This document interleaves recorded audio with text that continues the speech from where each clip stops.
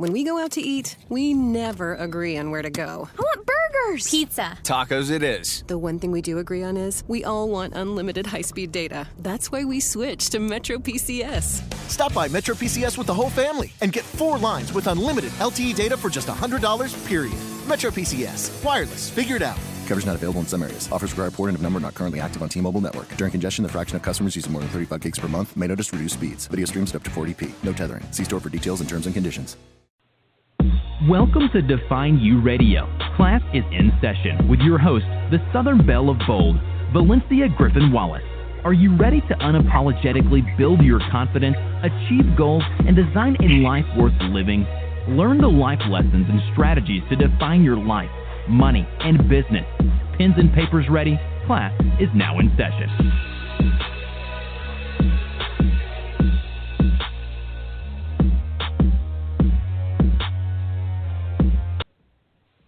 Yes, yes, and yes. Welcome to Define You Radio. Class is in session, where we teach women how to build confidence, achieve goals, and design a life worth living by discussing life lessons and strategies from guests who have defined their life, money, and business. I'm your host, the Southern Belle of Bold, Valencia Griffin-Wallace. If this is your first time tuning in to Define You Radio, thank you so much. You're in for a treat. Make sure you connect with the show on Facebook for updates and more. So, guys, you know, this month I've been focusing on Transition, Ashes Emanating Beauty, and the co-authors and their backstory, and it's just been a really exciting time. They're coming off of a fabulous book signing, and so today I have another one of the co-authors, which I'm excited about. So today's session is from survival game to best-selling author. She is a businesswoman, a mentor, and more. Miss Watch, I knew I was going to get crazy with it. Miss Thomas. Shawonia. I don't know. My coffee hadn't kicked in yet. My coffee hadn't kicked in yet, guys. You know, I got to have my evening cappuccino before the show. So with that being said, that was like a mouthful and a half. Shawonia. Welcome to Define You Radio. Thank you.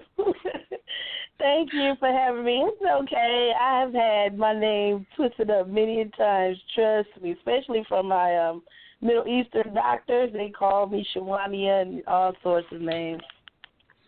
Okay. Well, I try to get people's names correct because I am very sensitive about my name. Because to me, it's simple. It's Valencia, but I've been called Valencia. And I'm like, how do you get Valencia from Valencia? So, and this is like a lifetime of correction. Valerie. I'm like, what? There's no R in my name. Like, people add letters and take letters out, you know, and I'm very protective, especially when I learned what my name meant. Then I insist people get it correct. Well, and of course, Valencia, for you guys that don't know, means strong and brave and all of those things that I am. So yeah, we're gonna work it out, even if I have to break it down syllable by syllable. So okay, I understand. So that IA gets you twisted up a little bit. You know, like people wanna add stuff and subtract and all other kind of foolishness, but I'm really excited about having you on tonight, you know, because we had a conversation the other day, and I was like, ooh, I like her. I've been said that, but I really said it after we talked the other day. I really love your personality, and I know that the audience is in for a treat, especially because you look so innocent. But thank you, far from that. But I do. My heart is innocent. It truly is. Yes, ma'am. So why don't you go ahead and fill in the blanks of what I left out of your bio, and tell the audience just a little bit about you before we kind of get into the nitty gritty of the show. Okay. Well, I am an entrepreneur, a mentor, teacher, and a mother of 2 beautiful children. I am, like Valencia says, I am a new best-selling co-author, and that's been exciting for me. But I'm passionate about healing, mentoring teenage girls, giving, and growth. That's my base. That's my basis. And congratulations on the best-selling author, co-authorship. Thank you. So yay. And in case you guys didn't know, I am one of the fabulous co-authors of not only the first transition, but this one also, which was a very exciting, interesting process because it was different people. So I got a chance to interact and meet new personalities. And, I'm all about giving and growth and learning and connecting. Yes. So, survivorship is your story. A flower plucked out of the garden, placed in a beautiful vase. Your core principles are live and let live. Let your best self shine and keep your head up. Right. I just had to throw that out there. So your story.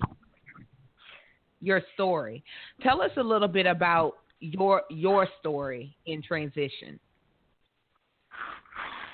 My story was one of a young girl, a 15-year-old teenager, basically making my own way. Around the age of 15, I became a product of my environment and began to sell drugs for the sport of it, basically. I wanted to keep up, not keep up with the Joneses so much, but I wanted to have current clothes because, my mom, she was on assistance, and so I got hand-me-downs and second store stuff, and it was nice. But, around that age, you're trying to identify who you are.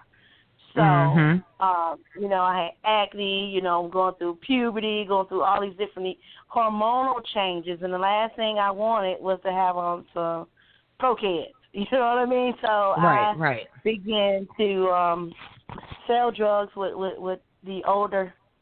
I was always around older boys. I didn't have a lot of friend girls, but the older guys, I would be around them in their circles, looking and listening, and I got caught up selling drugs, and that took me down a whole nother kind of like dark path as far as a young girl acting like a tomboy for one, and just being misguided. But I came to a point because not only was I misguided, I had book sets. So the book sets was there, but the common sense wasn't. And there was a chain of events that happened. I graduated from high school, which I could have graduated with high honors, but I ended up being a credit short. I walked, but I didn't receive my diploma until a month later after graduation. And once I got that diploma, my mom packed up all my things, put me on the back of a pickup truck. That following morning after I graduated and got my diploma, and brought me all the way to Atlanta. And her thought was, if I was to stay in Flint where I was, she said I wasn't going to be anything. I wasn't going to amount to anything. So I didn't have a choice. So she packed me up. She had talked to my sister and her husband before she made a decision. And next thing you know, when I woke up off the back of that pickup truck, drunk and all, I was in unfamiliar territory. Wow. And you were 18 around that time, I guess, 18 or 19? I was 18. 18. Now, I kind of want to go back a little bit and talk about you selling drugs for sport. And I understand, and I'm sure a lot of men and women can relate to not having what other kids have. And of course, around that age, you want to fit in. It's funny, you know, when we're younger, we want to fit in, and when we get older, we want to stand out. And why did that seem like the logical decision versus getting a job? Well, at the age of 15, believe it or not, I had a job, but it wasn't enough. I worked for a summer program whacking weeds. So I would catch the bus, wake up early in the morning, catch the bus, and they would take us to little empty lots where the grass had overgrown weeds, and we would whack weeds. I would work all day. And then I had another little job bagging groceries at Myers, but that money, I want to say back then it was like $3.75 an hour, $4.75. I think $3.75 an hour. They got it made these days. They got it made these days. They got it made. And they do. They really do.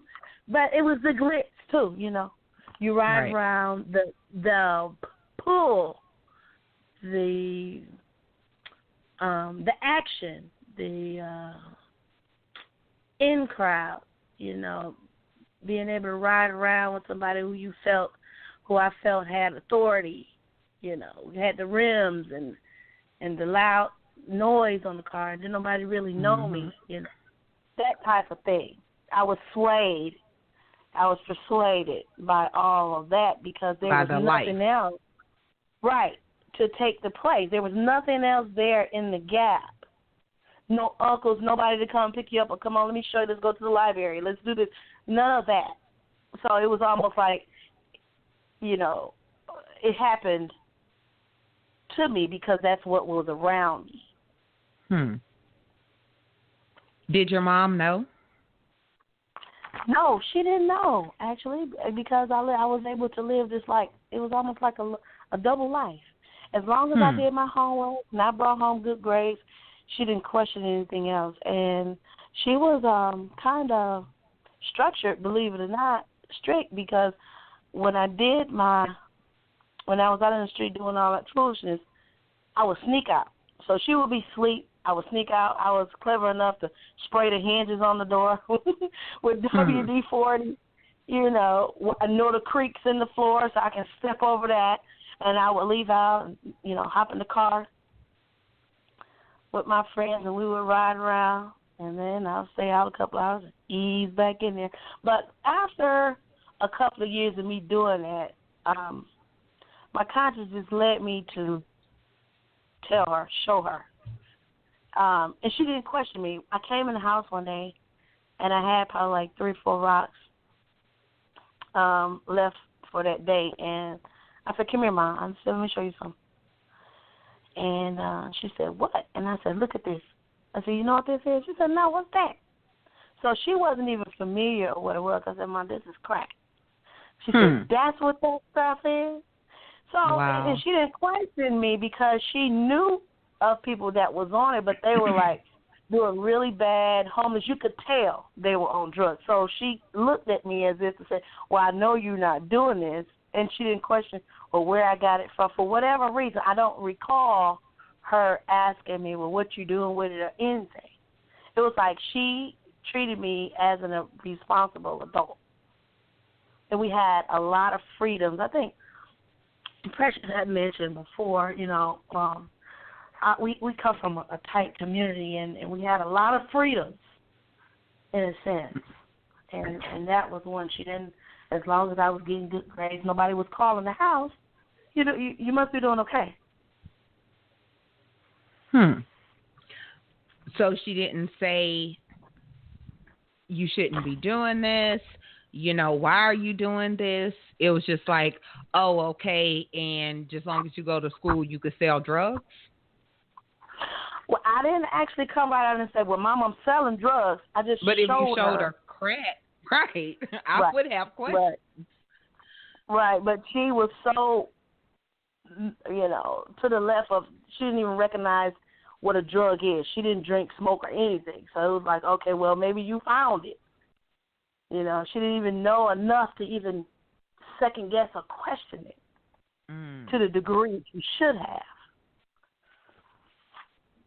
Understood. So I was like, okay, that one kind of awkward. But, and that's what it was. She said, I heard about that stuff. Interesting.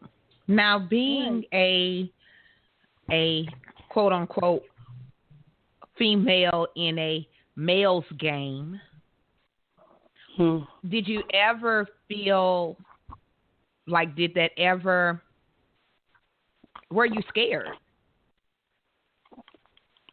No, I was never scared. I didn't have sense enough to be scared, believe it or not. I was not scared, but there was maybe 3 occasions where I was afraid for my life.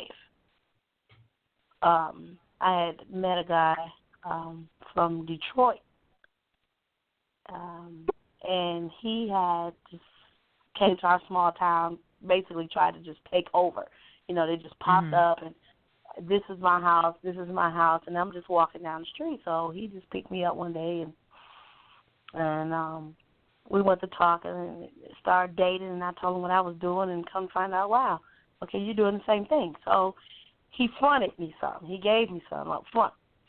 And he would leave it with me, and that following weekend he would come and pick up the money. So he popped up early, like on a Thursday, and he was like, give me what you got. And I was like, I don't have anything. I said, but my dad gave me $100 today. He was like, oh, yeah? I was like, yeah. He was like, come on, ride with me.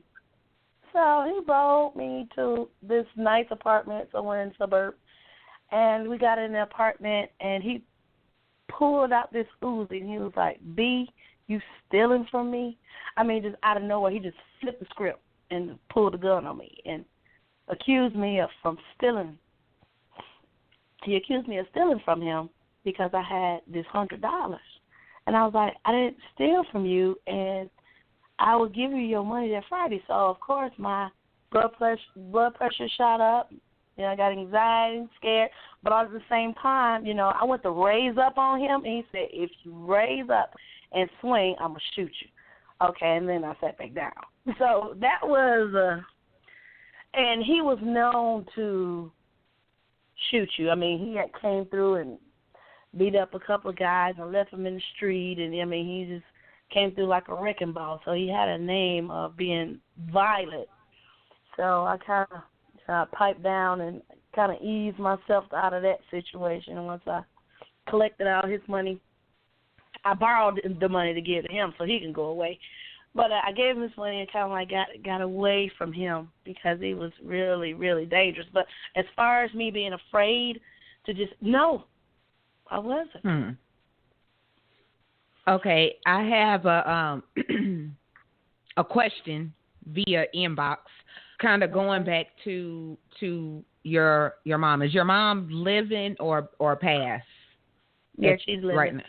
She's living? Yeah. Okay, so did she ever, come to that awareness that you were selling drugs? Never. Well, I guess, now because you wrote about it, but I'm just saying before that, did she, did you ever say, hey, you remember when I showed you that stuff? Yeah, I was selling that. Did she ever come to that awareness that you were selling drugs? Never. She never did. So do you expect questions now when she reads your story? No, not really, because my mom, she has 6 kids, right? So we all have all these different personalities, and she said, you know, when you have a child, you really don't know what they're going to do. All you know is you have a child. You know, you raise them up the best you can, but what they do, I think she said, I really just can't say what you will and will not do.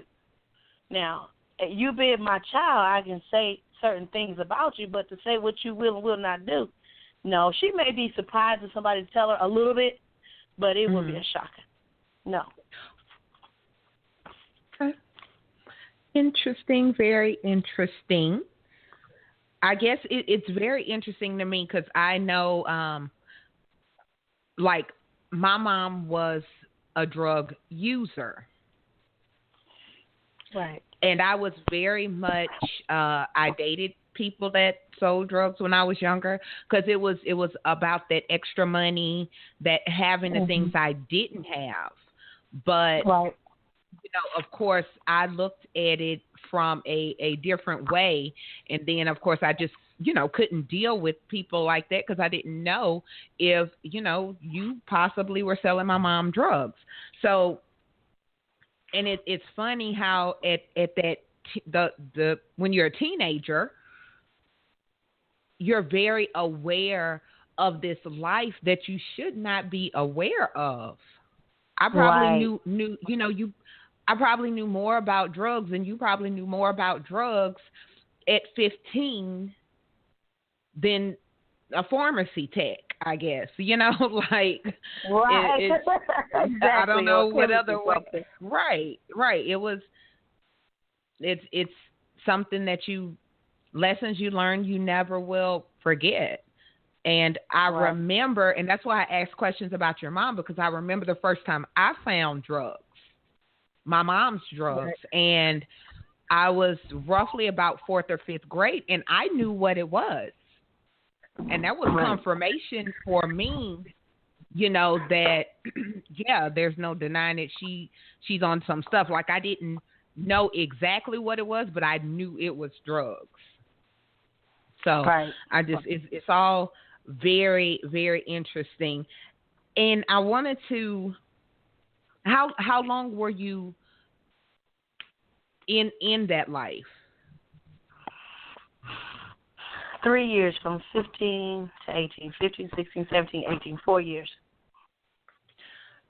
Was it more of a pull to stay in or a push to get out? It was, well, it ended abruptly. I believe if my mom wouldn't have brought me to Atlanta, it may have still been going on. And the reason why I say that was because I gotten comfortable, or I had so-called graduated to the point where I had my own clientele. I had my own houses and own apartment complexes where I could go. And one time the police even escorted me home, you know, like, we're just making sure you're getting in, you know, probably because I didn't look like what I was doing. Right. So I always said I would be I would have been a good criminal. No. I said that's something, you know, I think this may have been the first time I've ever said this on a radio show, but other people have heard me say that because I don't look like a criminal or what people would think a criminal look like. Like when I talk about me being jumped in the gang and people see me all, you know, ladylike and stuff, and but you never know what's up underneath that professional that professional you know, and like you said, you were book smart. And when I said people that's like book smart and stuff, like you could either use those powers for good or evil. So that's why I made the good criminal comment. I am not encouraging anybody to go out there and break laws or use your geniusness to be a criminal. We're going to move on to the next topic. Yeah, it's all about that mindset, though. But you learn there are some lessons. There are some lessons that you learn in the streets you cannot learn any other way. And I do believe that. Because there's certain lessons that I know that you learn, and like I said, I've known. Let me not try to act like brand new. I've known people that have sold drugs, and I've dated people who have sold drugs many years ago. I am 40, so this was many years ago. Don't nobody inbox me with I should be ashamed or any of that. But and so I know that the mindset and the mind is very, the ones that I know, I'm not saying for everybody, but it's very precise, and it's very business, and it's very, this is what it is. Right. And there's certain lessons that they learned, and a lot of those people now have legal businesses. Mm-hmm. It's certain lessons that you learn in the street. Right. That makes and, you some of those lessons I've learned in the street, it benefits me where I'm employed at now, which I won't mention right away. Right. But, it helps me because I'm more keener and I pay attention to detail. So, and, like that saying, mean what you say what you mean. Right. I mean, that becomes like real life. I mean, actual word for word mean what you say. Right. Say what you mean. Or that if I said it once, I could say it twice. Right. Look, that's a whole other show or conversation. Now, right. I know a lot of people, when you decided to write about this part of your life, was there some hesitation, like, oh, Lord, people are going to look at me differently, people are going to judge me, or was there some hesitation on using this part of your story, of your life, No, it was no hesitation at all. As a matter of fact, I felt a push to put that out there, for some parents to know, to be aware, because like my generation coming up, and if I did that, the younger generation is time 10, and they're going to have to see about us at some point. So you need to be aware that, don't be so, boxed in, well, it couldn't happen to mine, or it won't happen to mine. Or, I've never seen that before. Not mine. Yeah, I wanted to put that out there. But, I mean, that's a part of me. That's a part of my story. It's part of my experience, and I love me. I love who I have become to be. I take the good, the bad, the ugly, all of it, and I thank God for who I am today, and that was a part of it. It took that for me to be who I am today. So I embrace all of it. All of it. And I love that. And I think, number one, I admire and respect your transparency with that, because a lot of times, whether you're telling your story, you're writing your story, talking about something that's not the norm, or, like Precious has said about the book as a whole, that elephant in the room, when you're having those discussions about your life, these are your transparent moments. These are the gumbo, as I say, that makes you you. And even times that I've talked about growing up with my mom on drugs, and I tell people that story or those things, not so you could pity me, but so you can understand that is all a part of the gumbo that is Valencia. And I don't know who Valencia would be had I not grew up that way. Thank you. And I don't apologize for it. I don't, of course, some things I would change in my life, but I know that very mixture that makes me who I am, my mom's drug use was part of that. And I'm not ashamed for it, but I tell people that because a lot of times society puts a certain image on what they think you should look like because of your story. You know, they Right. probably have a certain image of what Shawonia should look like because of what she did. Right. And so you're putting that there's a other side. You know, there's a whole other side. Like just because someone does something that society doesn't accept, that doesn't mean that person can't grow from that and become, you know, a contributor or whatever word you want to use to society. I mean, I'm obviously still not in a gang, but Right. I had to go through that. You know, that's part of my story. You know, Right. so Mhm. very interesting. Very interesting. I love that you wrote about that. And have you talked to people that have read your story in particular? Yes, I talked to a couple of people that's read it. And what's the And, responses? Oh, really? You? I know. Oh, I know that you come from a small town. Oh, I would have never guessed. I was like, yeah. Yeah, and then it was like, oh, I know. Okay, so that's what that little thuggish, you know. Right. No.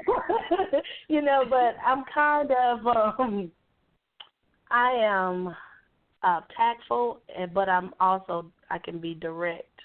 Right. And they see a survival, or a person that has survived some things, but they just didn't know what type of thing. So that was just one of them, yeah. Okay. And so your mom picked you up, scooped you up, put you in a truck, and dropped you off in Georgia. Yes. How did you adjust? Oh, okay. The adjustment was a culture shock. I think I was numb after the drunk wore off. Right. I was numb. You know, I mean, it was like I had reverted back to being 10, 11 years old. My sister having direct everything I did. I went from this independent, young, I got it together, I think, to now I have to depend on my sister to take me everywhere, show me everything, get me a job, just depend totally on her direction. And it was like all of a sudden. And then the surroundings were like, the houses are like, to describe it, like New York, okay, everything's like close together. So a house would be like 4 houses down, you know, that's the nearest house, you know, and that's the way the houses were spread out, not driveway apart. And then our nearest store, you couldn't, well, yeah, there was a gas station at the corner, you could walk to it. But the grocery store was maybe like 4 or 5 miles away.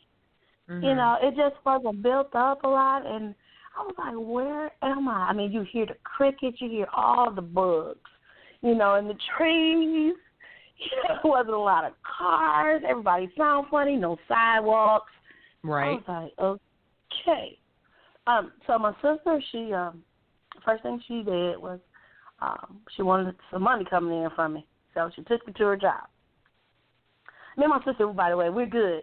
Me and my sister, we have a woman-to-woman relationship now, you know, versus a big sister, little sister type of thing going on, you know, that competition. You know, we're woman to woman. We have a good relationship now. So I could talk about her. And so she got me a job with her working at Taco Bell. That was my first job. And everybody sounded funny. And everybody asked me, where are you from? Because they could tell right off how I spoke. I wasn't from there. And I'm like, okay. But after a while, I was like, the boredom is killing me. I needed some type of action.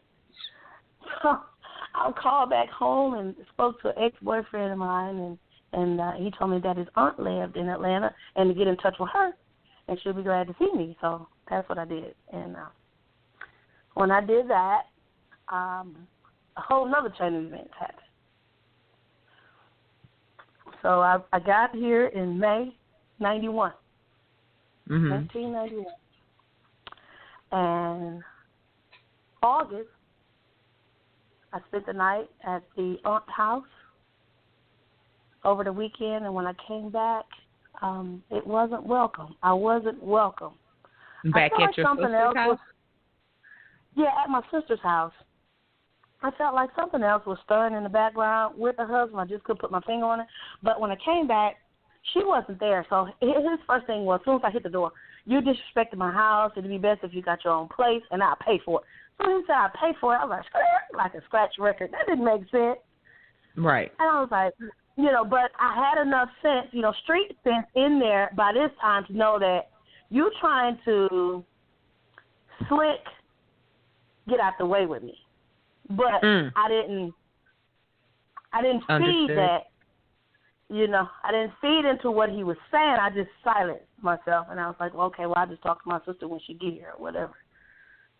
And so when I got there, I was like, no, I mean, what's the problem? You said, I hadn't spoke to neither one of them over the weekend, so then when she comes in, I'm like, why is he telling me to be best if I got my own place? And then she was like, yeah, it will be best if you got your own place. So that was the next major blow. Oh, and at that time, my ego, I don't know what you want to call it, my pride, ego, everything was like in my throat. And I was like, you know what, I will not be defeated. I'm gone.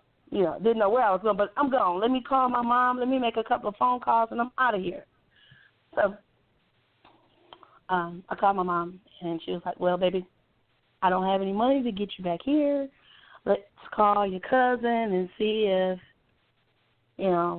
what they can do there. And that story kind of like, I went to living with strangers that recently got out of prison. A series of events just started happening, which I mentioned in the book. Okay.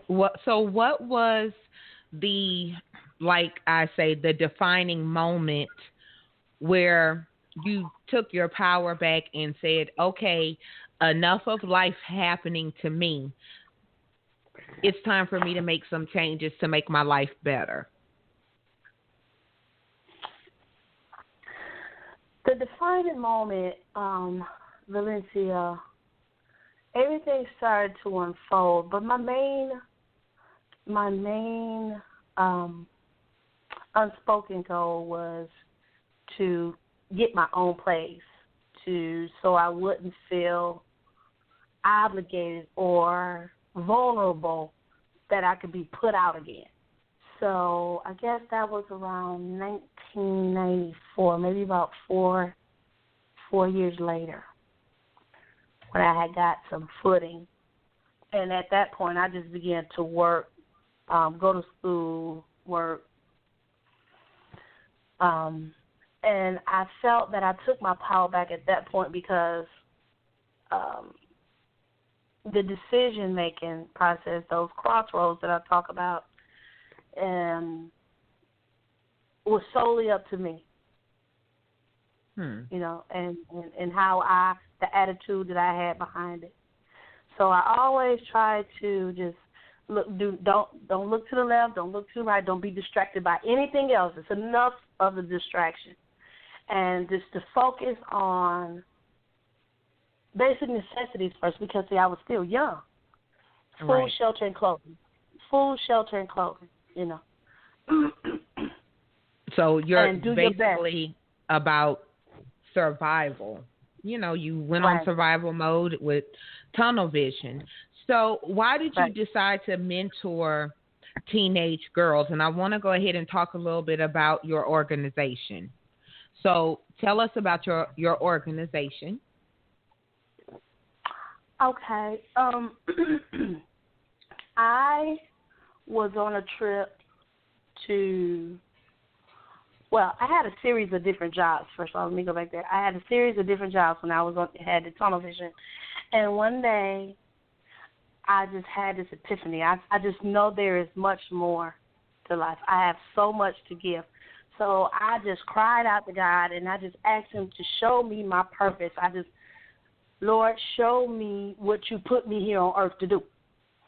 And I lay down soon after, and I woke up with a dream of activities, and I saw placards with, like, do not gossip, no cell phones.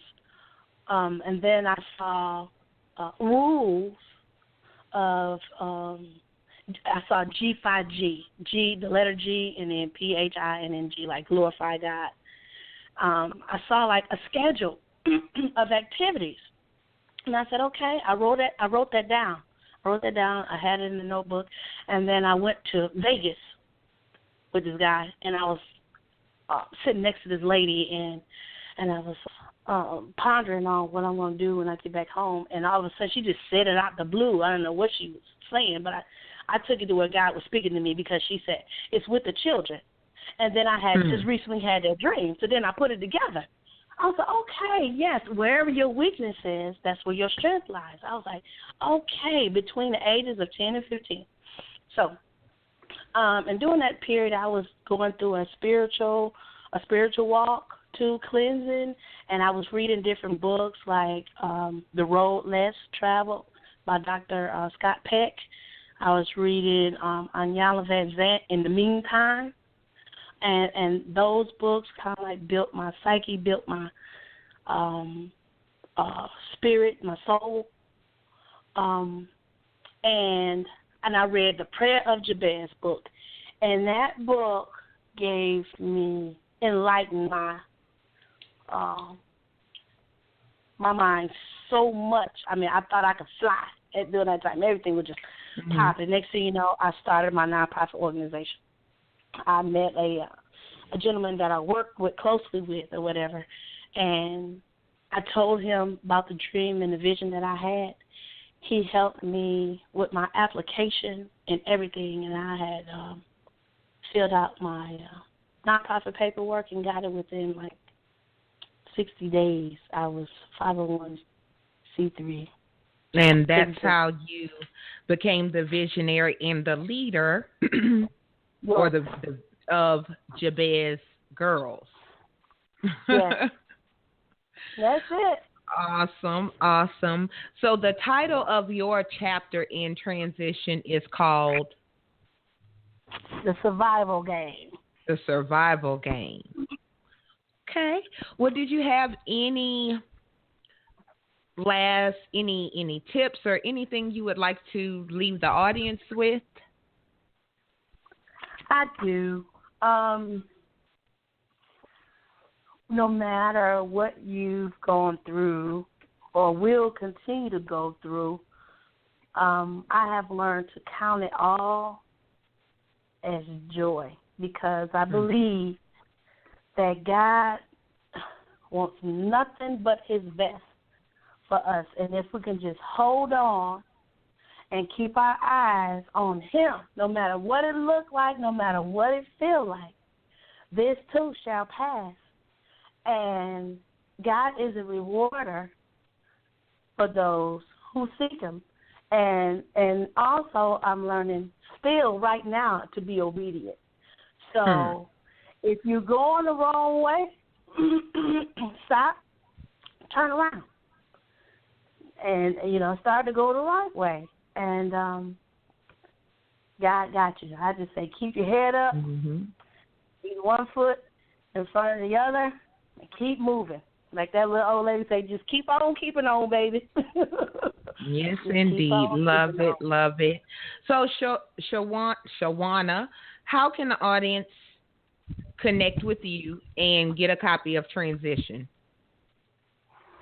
I can be contacted through my Yahoo email address, which is shawoniaThms@yahoo.com, or I'm also on LinkedIn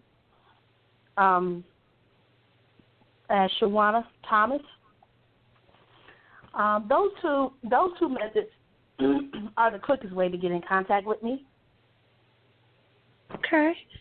And guys, I will make sure that all of her information is posted on the show notes. and on the Define You Radio's Facebook page. Well, Miss Thomas, thank you so much for coming on Define You Radio. Congrats on being a new best-selling author. Yay! Yay! I know, huh?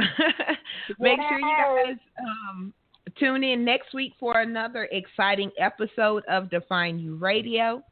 If you enjoyed today's session, stay connected by subscribing to the show on iTunes and Google Play, and then, of course, on Facebook at Define You Radio and Define You Movement. Tonight's quote is from Maya Angelou, or Angelou, depending on how you pronounce it. Surviving is important, but thriving is elegant. With that being said, guys, pens and papers down. Thank you again, Ms. Thomas. Class is officially over. Thank you.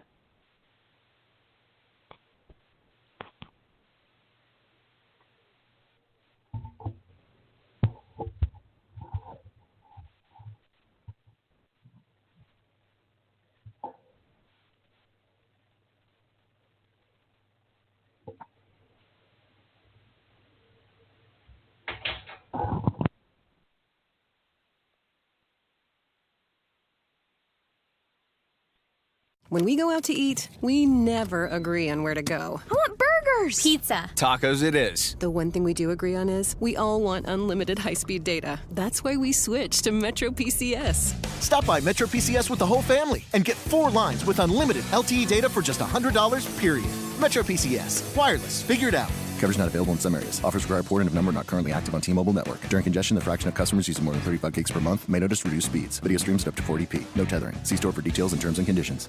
When we go out to eat, we never agree on where to go. I want burgers. Pizza. Tacos it is. The one thing we do agree on is we all want unlimited high-speed data. That's why we switched to Metro PCS. Stop by Metro PCS with the whole family and get 4 lines with unlimited LTE data for just $100, period. Metro PCS. Wireless. Figured out. Coverage not available in some areas. Offers require port and of number not currently active on T-Mobile network. During congestion, the fraction of customers using more than 35 gigs per month may notice reduced speeds. Video streams at up to 40p. No tethering. See store for details and terms and conditions.